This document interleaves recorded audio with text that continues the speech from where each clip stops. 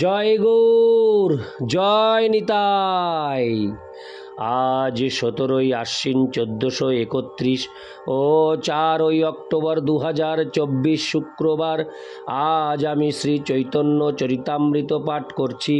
আজ আমি পাঠ করছি শ্রী চৈতন্য চরিতামৃতের আদি লীলা অষ্টম অধ্যায়। গ্রন্থকারের কৃষ্ণ গুরু ও বৈষ্ণবের আজ্ঞা গ্রহণের শ্লোক 39 থেকে 48। नारायण हे नारायण भवभय हरणं नारायण। শ্লোক 39। মনুষ্যে চরিতে নারে ওইছে গ্রন্থ ধন্য, বৃন্দাবন দাস মুখে বক্তা শ্রী চৈতন্য।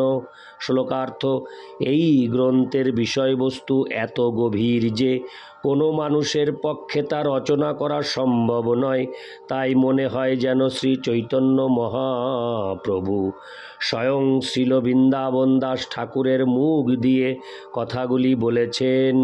তাৎপর্য: শ্রীল সনাতন গোস্বামী তার হরি ভক্তি বিলাস গ্রন্থে লিখেছেন, অবৈষ্ণব মুখোদ্গীর্ণং পুতং হরি কথামৃতম শ্রবণং নৈব কর্তব্যং সর্বোচ্ছিষ্টং যথাপয়। দুধ অত্যন্ত উপাদেয় বস্তু। তা সেবন করলে তুষ্টি পুষ্টি ও খুন নিবৃত্তি হয়, কিন্তু সেই দুধ সর্পের উচ্ছিষ্ট হলে যেমন তা দুধের ক্রিয়া না করে বিষেরই ক্রিয়া করে, তেমনি পবিত্র হরিকথামৃত পানে জীবের ভক্তি বৃত্তির উন্মেষ হয়। কিন্তু অবৈষ্ণব অপরাধী ব্যক্তির মুখোদ্গীর্ণ উপদেশ আদি বাহ্য আকারে হরি কথার মতো মনে হলেও তা নাম অপরাধ মাত্র। সেই নাম অপরাধ শ্রবণ করা কখনোই কর্তব্য নয়। তা শ্রবণ করলে মঙ্গল হওয়া দূরে থাকুক, সর্বোচ্ছিষ্ট দুধের মতো তার দ্বারা জীবের অমঙ্গলই হয়। বৈদিক তত্ত্ব এবং পুরাণ পঞ্চরাত্র বিধির সিদ্ধান্তের অনুগামী শাস্ত্র কেবল শুদ্ধ ভক্তই প্রণয়ন করতে পারেন। ভগবদ ভক্তি সম্বন্ধে গ্রন্থ রচনা সাধারণ মানুষের পক্ষে সম্ভব নয়, কেননা তার গ্রন্থ কার্যকারী হবে না। তিনি মস্ত বড় পণ্ডিত হতে পারেন এবং খুব সুন্দর ভাষায় রচনা করতে তিনি দক্ষ হতে পারেন, কিন্তু তা পারমার্থিক তত্ত্ব হৃদয়ঙ্গম করতে মানুষকে সাহায্য করে না।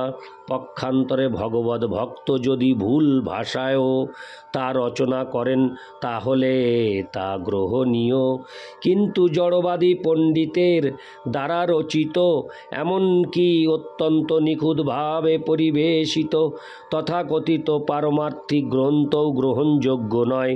ভক্তের রচনার রহস্য হচ্ছে যে তিনি যখন ভগবানের লীলা বর্ণনা করেন তখন ভগবান তাকে সাহায্য করেন, তিনি নিজে তা রচনা করেন না। ভগবদ্গীতায় 10:10 ভগবান বলেছেন, দদামি বুদ্ধিযোগং তং যেন মামুপজান্তি তে মামুপজান্তি তে। হরে কৃষ্ণ। আর একবার পাঠ করছি, দদামি বুদ্ধিযোগং তং যেন মামুপজান্তি তে।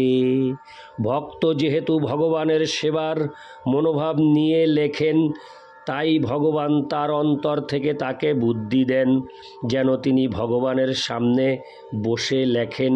কৃষ্ণদাস কবিরাজ গোস্বামী প্রতিপন্ন করেছেন যে বৃন্দাবন দাস ঠাকুর যা লিখেছেন তা প্রকৃতপক্ষে শ্রী চৈতন্য মহাপ্রভুরই কথা, এবং তিনি কেবল তার পুনরাবৃত্তি করেছেন মাত্র। এই সত্য শ্রী চৈতন্য চরিতামৃত সম্বন্ধেও প্রযোজ্য। কৃষ্ণদাস কবিরাজ গোস্বামী যখন শ্রী চৈতন্য চরিতামৃত লেখেন তখন তিনি অত্যন্ত বৃদ্ধ ও অথর্ব। কিন্তু এটি এমনই এক মহান গ্রন্থ যে শিল ভক্তি সিদ্ধান্ত সরস্বতী ঠাকুর বলতেন, শ্রী চৈতন্য চরিতামৃত পাঠ করার জন্য একদিন সারা পৃথিবীর মানুষ বাংলা ভাষা শিখবে। আমরা শ্রী চৈতন্য চরিতামৃত ইংরেজি ভাষায় প্রকাশ করার চেষ্টা করছি। জানি না এই কার্যে আমি কতটা সফল হব, তবে কেউ যদি বাংলা ভাষায় মূল শ্রী চৈতন্য চরিতামৃত পাঠ করেন তাহলে তিনি ভগবদ ভক্তির অমৃত আস্বাদন করতে পারবেন। ইতি শ্লোক 39। শ্লোক 40। বৃন্দাবন দাস পদে কোটি নমস্কার, ওইছে গ্রন্থ করি তেহ তারিলা সংসার। শ্লোকার্থ: বৃন্দাবন দাস ঠাকুরের শ্রীপাদপদ্মে আমি অনন্ত কোটি প্রণতি নিবেদন করি। জগতের সমস্ত অধপতিত জীবদের উদ্ধার করার জন্য এই রকম অপূর্ব গ্রন্থ আর কেউ রচনা করতে পারেন না। ইতি শ্লোক 40। শ্লোক 41। নারায়ণী চৈতন্যের উচ্ছিষ্ট ভাজন, তার গর্ভে জন্মিলা শ্রীদাস বৃন্দাবন। শ্লোকার্থ: নারায়ণী নিত্যকাল শ্রী চৈতন্য মহাপ্রভুর উচ্ছিষ্ট ভোজন করেন। তার গর্ভে শিল বৃন্দাবন দাস ঠাকুর জন্মগ্রহণ করেছিলেন। তাৎপর্য: কবি কর্ণপুর রচিত গৌর গণোদ্দেশ দীপিকা গ্রন্থে শ্রী চৈতন্য মহাপ্রভুর সমস্ত পার্শ্বদেরা পূর্বলীলায় কে ছিলেন তা বর্ণনা করা হয়েছে। সেখানে নারায়ণীর সম্বন্ধে বর্ণনা করা হয়েছে। অম্বিকায়া সসা জাসিন্নাম্না শ্রীল ক্লিম্বিকা কৃষ্ণোচ্ছিষ্টং প্রভুঞ্জানা সে অং নারায়ণী মতা। শৈশব লীলায় শ্রীকৃষ্ণ অম্বিকা নামক এক ধাত্রীর দ্বারা লালিত পালিত হয়েছিলেন এবং তার কিলিম্বিকা নামক এক ভগ্নী ছিল। শ্রী চৈতন্য মহাপ্রভুর লীলায় এই কিলিম্বিকা মহাপ্রভুর উচ্ছিষ্ট ভোজন করতেন। সেই কিলিম্বিকা হচ্ছেন শ্রীবাস ঠাকুরের ভাগ্নী নারায়ণী। পরবর্তীকালে তার গর্ভে বৃন্দাবন দাস ঠাকুরের জন্ম হয়। শ্রীকৃষ্ণের ভক্ত বিখ্যাত হন শ্রীকৃষ্ণের উদ্দেশ্যে সম্পাদিত তার সেবার মাধ্যমে। এভাবেই শিল বৃন্দাবন দাস ঠাকুর নারায়ণীর পুত্ররূপে পরিচিত হয়েছেন। এই সম্পর্কে শিল ভক্তি সিদ্ধান্ত সরস্বতী ঠাকুর উল্লেখ করেছেন যে তার পূর্বপুরুষের পরিচয় বৈষ্ণবের পরিচয়ে আবশ্যক নয় বলে পরিত্যক্ত হয়েছে। ইতি শ্লোক 41। শ্লোক 42। তার কি অদ্ভুত চৈতন্য চরিত বর্ণন, যাহার শ্রবণে শুদ্ধ কইল ত্রিভুবন। শ্লোকার্থ: শ্রী চৈতন্য মহাপ্রভুর লীলা তিনি কি অপূর্ব সুন্দরভাবে বর্ণনা করেছেন।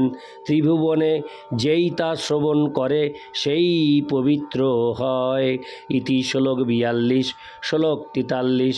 অতএব ভজ লোক চৈতন্য নিত্যানন্দ, খণ্ডিবে সংসার দুঃখ পাবে প্রেমানন্দ।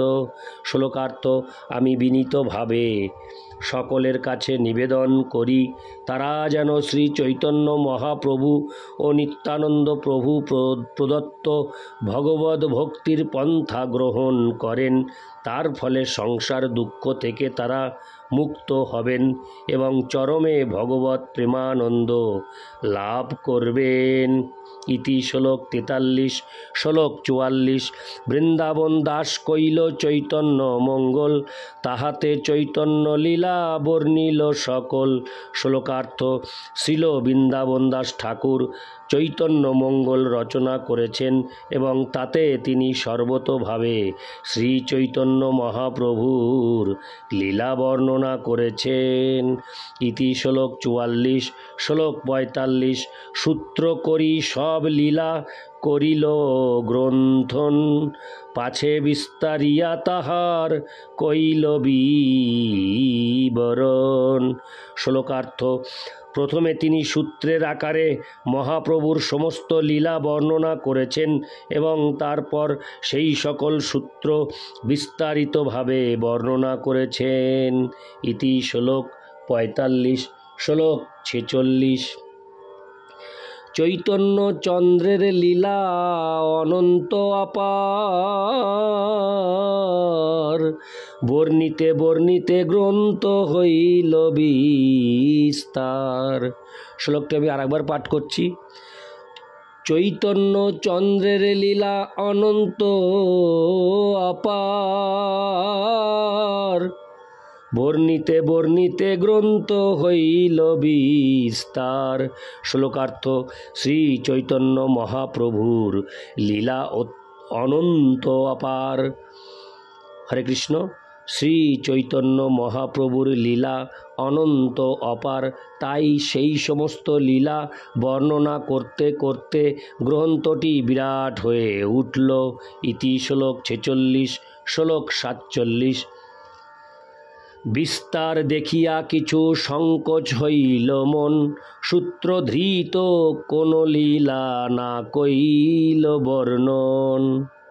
শ্লোকার্থ। সেই বিস্তার দেখে তার মনে একটু সংকোচ হলো, তাই সূত্রধৃত কোনো লীলা তিনি বর্ণনা করলেন না। ইতি শ্লোক 47। শ্লোক 48। নিত্যানন্দ লীলা বর্ণনে হইল আবেশ, চৈতন্যের শেষ লীলা রহিল অবশেষ। শ্লোকার্থ। নিত্যানন্দ প্রভুর লীলা বর্ণনা করার সময় তিনি ভাবাবিষ্ট হলেন এবং আনন্দে মগ্ন হয়ে সেই লীলা বর্ণনা করলেন, কিন্তু শ্রী চৈতন্য মহাপ্রভুর শেষ লীলা অব্যক্তই রয়ে গেল। ইতি শ্লোক 48।